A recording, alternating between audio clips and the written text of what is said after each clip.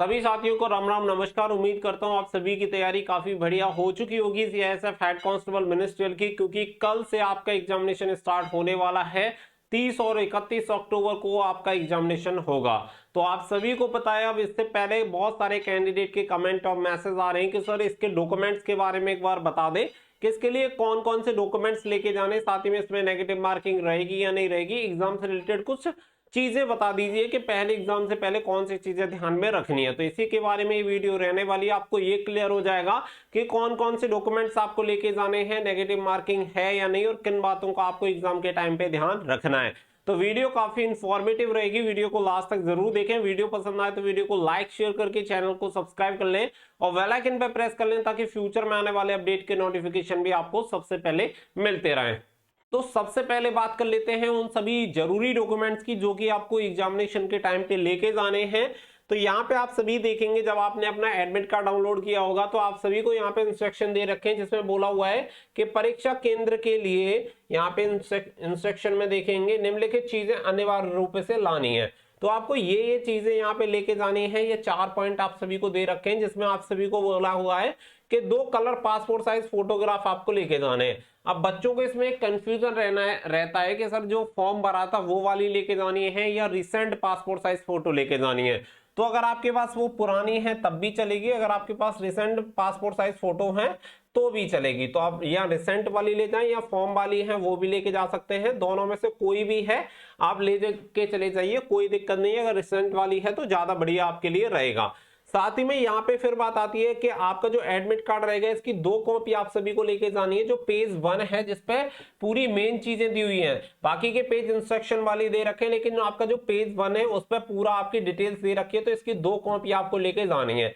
अब इसमें भी आपके साथ ये प्रॉब्लम रहेगी कि कलर फोटो लेके जाएं या ब्लैक एंड व्हाइट लेके चले जाएं। तो देखिए यहाँ पे कलर या ब्लैक एंड व्हाइट के बारे में लिखा हुआ नहीं है। अगर स्पेसिफिक कलर कॉपी मांगता तो कलर के लिए लिखता, लेकिन फिर भी अपनी सुविधा के लिए आप कलर फोटो कॉपी भी लेके जा सकते हैं, जिससे कि टेंशन फ्री आप हो जाएं। क्योंकि अगर ब्लैक एंड व्हाइट है तो ब्लैक एंड व्हाइट की जगह आपको कलर मांग सकता है, लेकिन अगर आप पहले से ही कलर लेके जाएंगे तो फिर कोई उसके पास ऑप्शन ही नहीं है कि आपको किसी भी तरीके का पंगा खड़ा करे। सीधी सी बात है कि जब भी एग्जामिनेशन देने जाएं हर उस चीज के साथ आपको जाना है जो वहां पे जरूरत पड़ सकती है। आपको बस किसी भी तरीके से ये प्रॉब्लम ना हो कि आपके पास ये नहीं है वो नहीं है, क्योंकि लास्ट टाइम पे क्या रहता है जब भागदौड़ होती है तो बहुत टेंशन वाला माहौल बन जाता है। तो बिना बात के ये वाली प्रॉब्लम अपने सामने क्रिएट मत करना।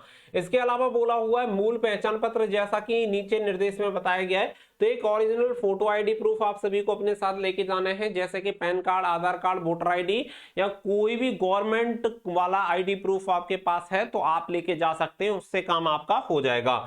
इसके अलावा पारदर्शी नीला काला ब्लैक पेन आपको लेके जाना है। नीला काला या नीला हो या काला हो, वॉल पेन आपके पास होना चाहिए। ये आपको अपने साथ लेके जाना है और कुछ भी आपको लेके नहीं जाना है। इसके अलावा जो आपकी आईडी प्रूफ हो वो आपके एप्लीकेशन फॉर्म की डिटेल से मैच खानी चाहिए, जैसे कि आपका नेम, आपका फादर्स नेम और आपकी डेट ऑफ बर्थ। ये तीनों चीज डिट्टो होनी चाहिए जो आपके एप्लीकेशन फॉर्म में, यानी जो आपके एडमिट कार्ड में है वही डिटेल आपके आईडी प्रूफ में होनी चाहिए। अगर ये डिटेल्स मैच नहीं होंगी तो हो सकता है कि आपको रेस्ट्रिक्ट कर दिया जाए, एंट्री ना दी जाए।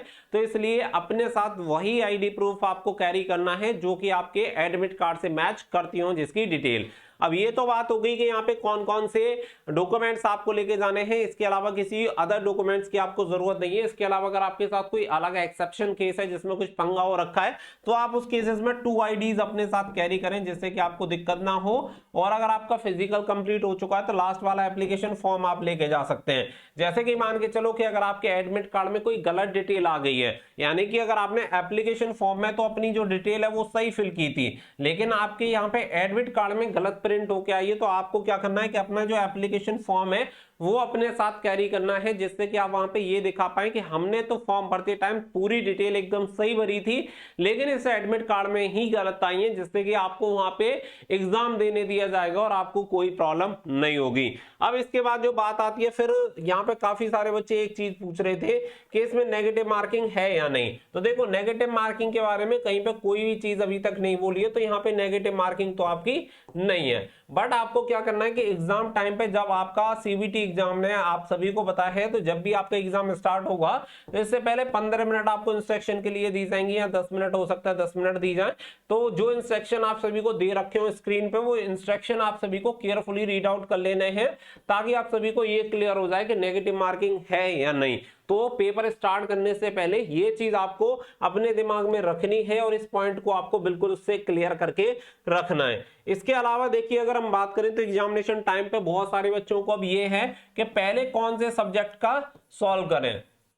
जैसे कि यहाँ पे आप सभी को पता है कि आप सभी के, जैसे कि आपका हिंदी या इंग्लिश हो गया, एक आपका ये रह जाएगा, फिर इसके अलावा फिर आपका जीके हो जाएगा, फिर यहाँ पे मैथमेटिक्स हो जाएगा, और फिर आपका रीजनिंग। तो यहाँ पे टोटल 4 सब्जेक्ट हैं। बच्चे इसमें ये पूछ रहे हैं कि पहले हिंदी का करें, रीजनिंग का करें, जीके करें, मैथ करें, कौन सा सब्जेक्ट पहले करना चाहिए। देखो, इसके लिए कोई ऐसा तो है नहीं कि पंडित जी से इसके लिए आप वो निकलवा के लेके जाएं, कि पत्रा निकलवा के लेके जाएं कि इसमें कौन सा पहला सब्जेक्ट करें।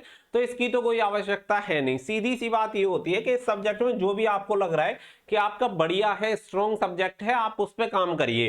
क्योंकि होता ये है, जनरली देखने के लिए मिलता है कि जब हम स्टार्टिंग में क्वेश्चन को करना सॉल्व करते हैं और अगर हमसे क्वेश्चन सॉल्व नहीं हो पाते हैं, तो उससे क्या है, हमारा कॉन्फिडेंस लेवल डाउन हो जाता है। हमें लगता है, हड़बड़ाहट होने लगती है कि यार हो नहीं रहा, जिसकी वजह से जो हमें आ भी रहा होता है वो भी दिमाग से निकलने लगता है। तो सबसे पहली बात है कि जो आपको इजी लग रहा है, पेपर को देखो, आपको लग रहा है हिंदी इजी है तो हिंदी करने लग जाओ, जीके इजी लग रहा है जीके करने लग जाओ। जहां से भी इजी जो लग रहा है, सबसे पहले इजी निपटा लो, पहले पेज से स्टार्ट कर लो। जैसे कि मान लो अब यहाँ पे तो आपका पेपर ऑनलाइन है, तो आपको एक एक क्वेश्चन चेंज करना पड़ेगा, तो करते चलो, जो जो इजी हो रहा है उसे लपेटते चलो, और लपेटने के बाद जो भी आपको लग रहा है कि ये टाइम ले रहा है लेकिन मैं उसे सॉल्व कर सकता हूं, तो उसे रीमार्क कर लो, ताकि आप सबसे पहले उसी क्वेश्चन को सॉल्व कर पाए। रीमार्क का ऑप्शन आप सभी को मिलेगा, रिव्यू का मिल सकता है या रीमार्क का एक ऑप्शन उसमें से होता है, जिससे क्या है कि आप डायरेक्टली उसी क्वेश्चन पे आके उस क्वेश्चन को सॉल्व कर पाए। तो यहाँ पे इतना ज्यादा पैनिक नहीं होना है कि भैया पहले ये ही करूंगा, पहले मैथ ही करना पड़ेगा या जीके करनी पड़ेगी, ऐसा कुछ भी नहीं है। जो आपको मन करे उस वाले सब्जेक्ट को करो, और जो आपको कॉन्फिडेंस देता हो उसे करो, वो ज्यादा आपके लिए बढ़िया है। बाकी का यही है कि अगर नेगेटिव मार्किंग नहीं होती है तो आप आराम से तुक्के मार सकते हैं, अगर नेगेटिव मार्किंग होती है तो सोच समझ के तुक्के मारना, ज्यादा आधाधुन तुक्के मत मारना।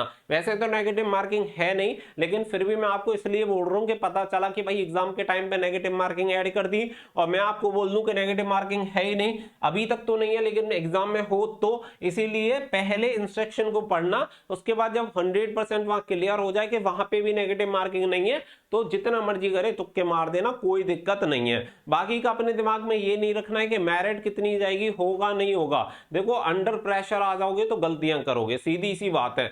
जब हमारे ऊपर ज्यादा बोझा रखा होगा तो हम झुक जाएंगे। तो सीधी सी बात है कि टेंशन नहीं लेनी है, जो भी होना है वो होगा, आपको सिर्फ अपना बेस्ट देना है। ये याद रखो अपने दिमाग में कि मैं जितना बेहतर कर सकता हूं वो करूंगा, बाकी का जो रिजल्ट आएगा, जो परिणाम आएगा वो देख लेंगे, कोई दिक्कत नहीं है। देखो, सबकी किस्मत में सरकारी नौकरी नहीं होती, आप सभी को पता है। 3,26,000 से अधिक बच्चे हेड कांस्टेबल का एग्जामिनेशन देंगे, और वैकेंसी कितनी है, 540। तो स्वाभाविक सी बात है कि 540 को ही नौकरी मिल सकती है, बाकी के बच्चों को तो फेल होना ही होना है।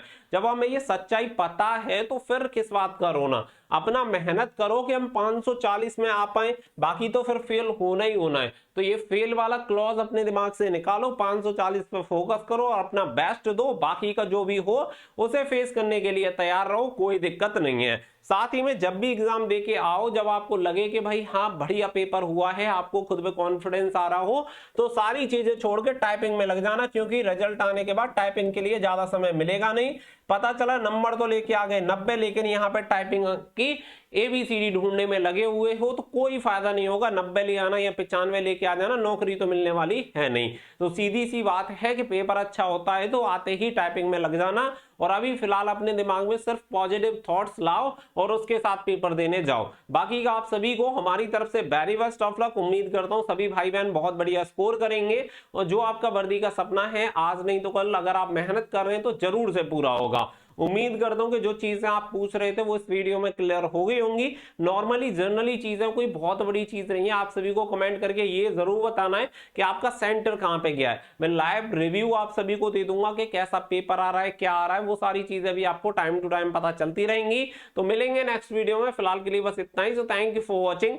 जय हिंद, जय भारत।